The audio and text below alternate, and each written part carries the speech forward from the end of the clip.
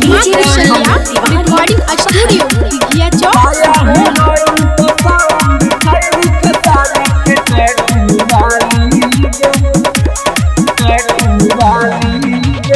की कर भी है गे काजल रघवानी की कर भी अमर पाली गे की कर भी है गे काजल रघवानी की कर भी अमर पाली गे नया हीरोइन पसंद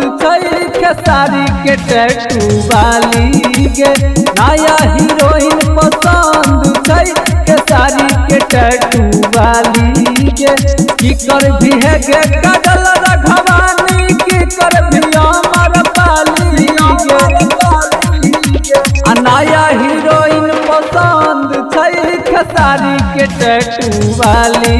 गे नया हीरोइन पसंद खेसारी के टैटू वाली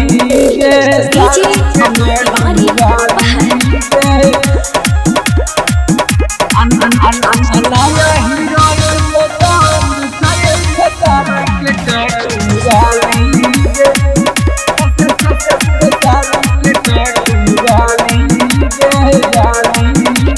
यूपी हिलते बिहार हिलते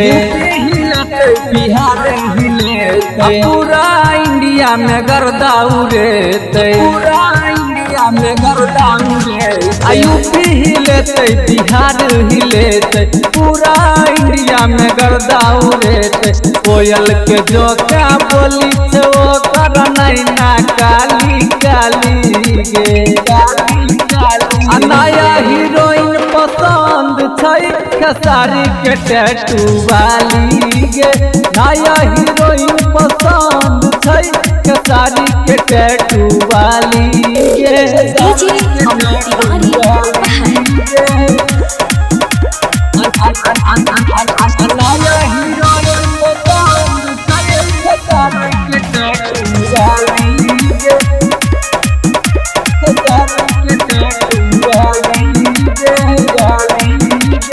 नाम ओकर सौम्या पोखरेल छिए लागे राजधानी वाला मेल छिए नाम ओकर सौम्या पोखरेल छिए लागे राजधानी वाला मेल छिए पवन खेतै जमल दही प्रमोद खेतै छाली गे नया हीरोइन आयल खेसारी के टैटू वाली गे नया हीरोइन पसंद खेसारी के टैटू